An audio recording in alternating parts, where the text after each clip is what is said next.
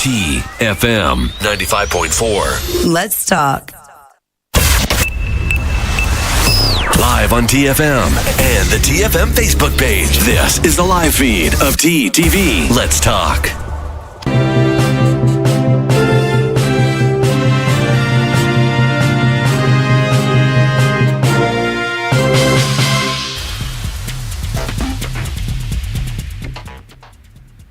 Hello and welcome to Outline.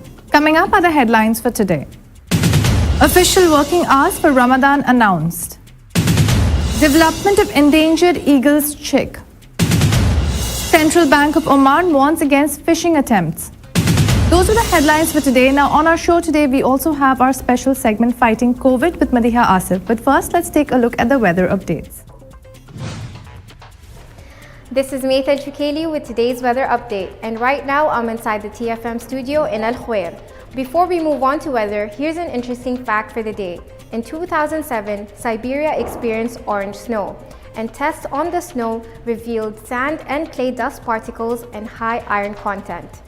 That is our fact for the day. Now let us see how the weather will be like in the Sultanate. An alert has been issued by Oman Meteorology and Civil Aviation Authorities saying that there will be poor visibility due to the fog formation, and there will be mainly clear skies in the Sultanate with chances of late night to early morning low-level clouds or fog patches over the parts of South Al-Sharqiyya and Al-Wusta, and there's also chances of rising dust over Al-Buraymi and Al-Dhahira. And now let's take a look at how the weather will be like in all the governorates. Muscat will be sunny, temperatures between 39 to 29 degrees Celsius. Musandam will be partly cloudy, temperatures between 34 to 27 degrees Celsius. North Al-Batana will be sunny, temperatures between 39 to 26 degrees Celsius. South Al-Batana will be sunny, temperatures between 38 to 28 degrees Celsius. Al-Buraymi will be sunny, temperatures between 35 to 20 degrees Celsius. Al-Dhahira will be sunny, temperatures between 38 to 21 degrees Celsius. Al-Dakhiliya will be sunny, temperatures between 40 to 25 degrees Celsius.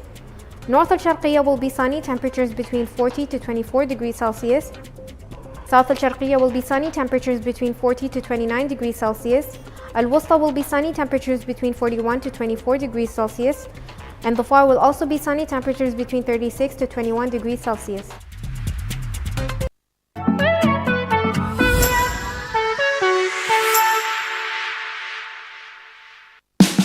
Oman's largest online supermarket now has no minimum order limit. From grocery to household items, Rafiq has everything that you want. Enjoy worry-free shopping with over 8,000 products to choose from and get it delivered straight to your doorstep. Rafiq, you order, we deliver.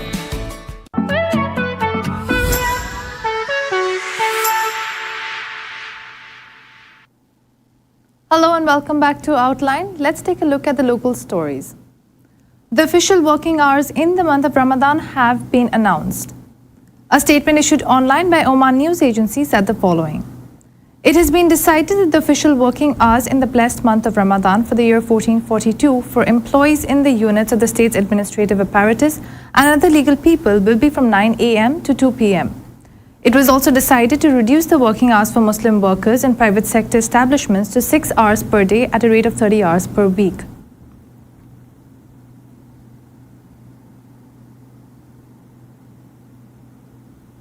The Environment Authority has documented an eagle's chick in one of the nests in Dhofar Governorate. A statement issued online by Environment Authority said the following. The Directorate General of the Environment in the Governorate of Dhofar has documented an eagle's chick in one of the nests, which is one of the endangered birds in the Sultanate due to its low numbers in nature, due to its slow reproduction as it lays only one egg every year. And the nests of this type of eagles are subjected to vandalism and stealing of their chicks by poachers. The Central Bank of Oman has urged people not to provide any banking or personal information to any source or entity. A statement issued online by Oman News Agency said the following. The Central Bank of Oman stated that all licensed banks operating in the Sultanate or exchange companies do not request any banking information such as passwords, bank card number or account number, either by calling or through various social media or by sending text messages requesting direct entry through specific links. In this regard, the bank indicated that whoever is exposed to such messages or communications must inform the competent authorities represented by the Royal Oman Police or the banking authority through the official methods of communication of that body. Those are the local stories. Now let's take a look at the COVID-19 updates. The Ministry of Health has registered 10 new deaths due to COVID-19, taking the total death toll in the Sultanate to 1,722. The ministry has extended its deepest condolences to the families of the deceased. The Ministry of Health has also announced the registration of 1,117 new COVID-19 cases, taking the total cases in the Sultanate to 164,274. In the past 24 hours, there have been 862 recoveries, and the total number of recoveries now stand at 147,539. The ministry has urged everyone to adhere to social distancing instructions issued by the Supreme Committee and the Ministry of Health. Those are the COVID-19 update. Now let's join Madiha Asif in the Fighting COVID studio for more updates on the coronavirus. Thank you, Antara, for the updates, and welcome to Fighting COVID. As you all see that the number of coronavirus cases in the Sultanate is alarming. And last week, for the first time in 152 days, the Sultanate had registered 12,000 active cases. In fact, last week, Dr. Zakaria Al-Balushi, infectious disease consultant at the Royal Hospital, in an interview with Oman TV said, the number of infected cases at intensive care due to COVID-19 is at an alarming rate and disturbing too. Currently, there are more than 18 cases at intensive care. Dr. Zakaria Al-Balushi confirmed that in the past period, the number of cases in intensive care did not exceed 10 cases, while now 18 cases. This number is considered alarming and indicates that we have entered a new wave. There was another very interesting thing that the doctor pointed out, and that was if a person is infected with coronavirus, there is also a chance that he or she may get infected the second time as well if not taken proper care. Infection with COVID-19 for a second time is possible, and it was monitored in all countries of the world and also in Oman, especially in the Royal Hospital.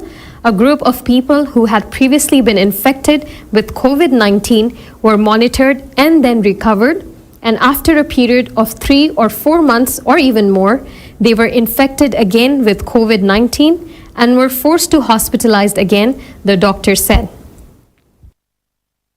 Also, as announced by His Excellency Dr. Ahmed Al-Saidi, who's the Minister of Health in the country, that 2 million doses of coronavirus will be arriving in the Sultanate from one company before the end of August.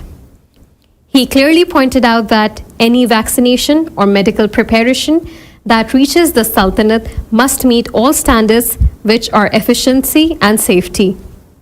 There are many criticisms about not bringing specific vaccines, but actually some vaccinations do not have any data that they are safe.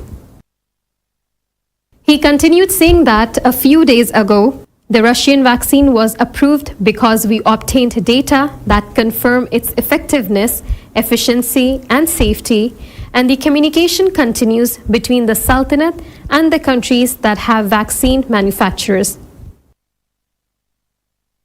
In fact, you all remember that on Saturday evening, the Sultanate received its first dose of Oxford AstraZeneca vaccine. Now, talking on the same lines of vaccination, Dr. Zakaria Al-Balushi said that none of the people in Oman who have been administered the COVID-19 vaccine have been admitted to hospital for the disease. He added, however, that the sharp increase in the numbers of COVID infections in the country proves that Oman has entered a new wave of the virus. The Ministry of Health in the Sultanate is in contact with Russian government to obtain the Sputnik V vaccine to fight COVID-19 after the manufacturer evaded from fulfilling the contract, His Excellency Dr. Ahmed Al-Saidi said on Thursday. The problem with getting vaccinations is not because of financial resources, but the inability of companies to produce enough vaccines and the monopoly by some countries. The Russian vaccine was registered a few days ago, and there is a contract with the manufacturer of Sputnik V vaccine, But after they were registered, unfortunately, there was a kind of evasion of fulfilling the supply according to what we requested, he said while speaking at the annual ceremony of Ash-Sharqiya University. He continued saying that, therefore, the Russian ambassador was present on Wednesday at the ministry, in addition to the efforts of the Foreign Ministry for dialogue with the Russian government to obtain more than 100,000 doses of Russian vaccine.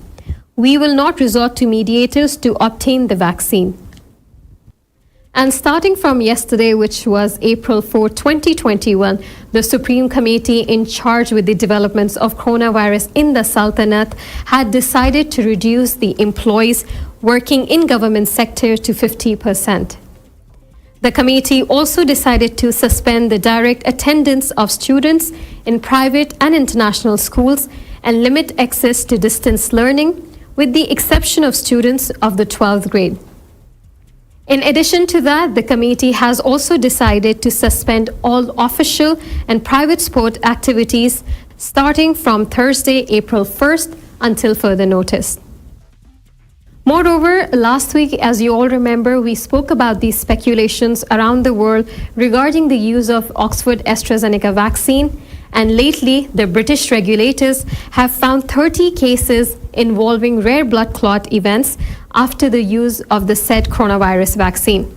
But first, before getting into the details, let's take a quick commercial break.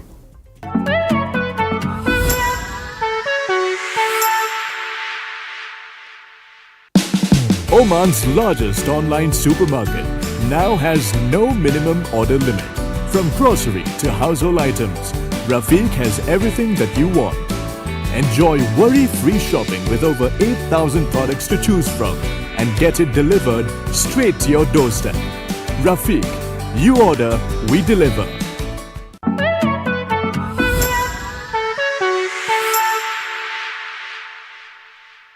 Welcome back to TTV. You're watching Fighting COVID.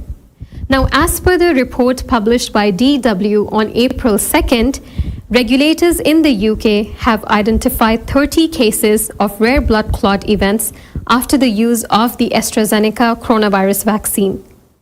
The new number is 25 more than was reported earlier. Some countries have restricted the use of the AstraZeneca vaccine as authorities investigate reports of rare and in some cases severe blood clots in patients who have received the jab. However, UK and European Union health officials believe that the benefits of the vaccine far outweigh any possible risk of blood clots, and the UK figure represents 0.6 cases per 1 million people vaccinated. The UK so far has administered more than 18.1 million doses of the AstraZeneca vaccine shot. The new figures represent 22 reports of cerebral venous sinus thrombosis, an extremely rare brain clotting ailment, as well as 8 blood clotting cases associated with low blood platelets. The regulator said that they had not received any such report after the use of Pfizer-BioNTech vaccine shots.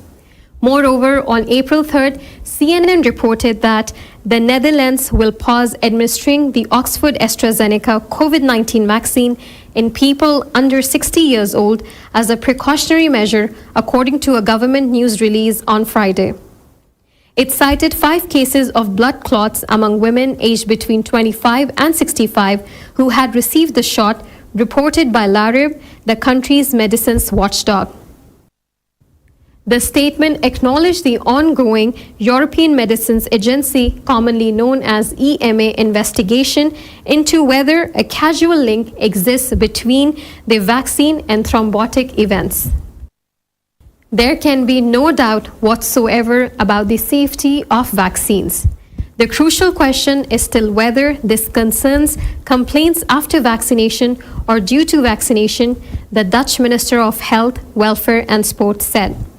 He continued saying, we must err on the side of caution, which is why it is wise to press the pause button now as a precaution, but only for people under the age of 60. The Netherlands has so far distributed around 400,000 doses of AstraZeneca vaccine, the government said.